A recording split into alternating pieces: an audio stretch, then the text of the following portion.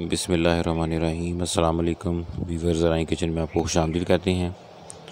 आज हम आपके साथ बेसन टांगर का शोरबा बनाने की रेसिपी शेयर करेंगे। ये बहुत ही मज़े का बनता है, बनाना बहुत आसान है। आप लोग इसे ज़रूर ट्राई कीजिएगा। जो हमारे चैनल पर नए हैं वो चैनल को सब्सक्राइब कर लें और बेल आइकन प्रेस कर दें ताकि लेटेस्ट वीडियो के नोटिफिकेशन आपको टाइमली मिलते रहें।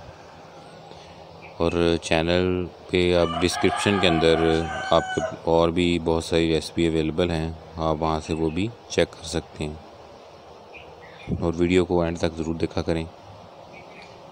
इसके लिए हमने बेसन टांगर लिए हैं और ये मार्केट में बड़ी आसानी के साथ अवेलेबल होते हैं।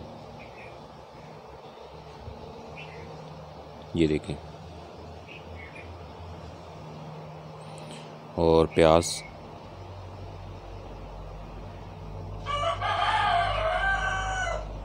मसाला जात के अंदर नमक, हल्दी, सुरख मिर्च पाउडर और ज़ीरा पाउडर, ये 4 मसाले इसमें डलेंगे। बहुत सिंपल और मज़ेदार रेसिपी है ये।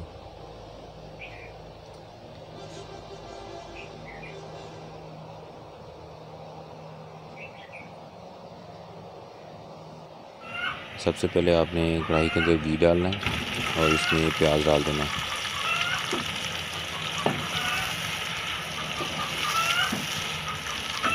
प्याज थोड़ा सा मोटा इसके लिए काटना है।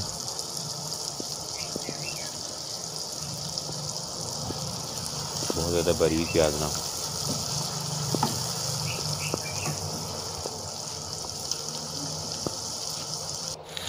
जैसे ही प्याज का थोड़ा कच्चापन ख़त्म हो जाए तो इसमें जो मसाले आपको शो कराए थे वो डाल देने हैं।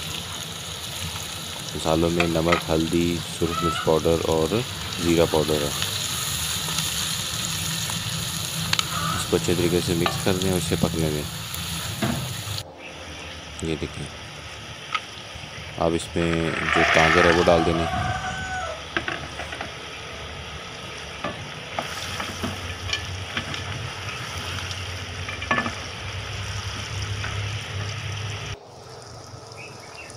इसको भी थोड़ा मिक्स कर देना है। ये देखें, प्याज थोड़े बड़े कटे हुए हैं, आपको इसमें नज़र आ रहे होंगे।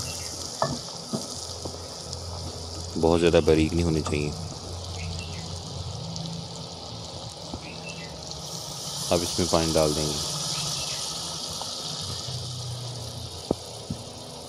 ये देखें, पानी इतना डालना है कि टांगर जो है वो आपके ऐसे डिप हुए नज़र आए इसमें। ये देखिए, अब पकना स्टार्ट हो चुके हैं।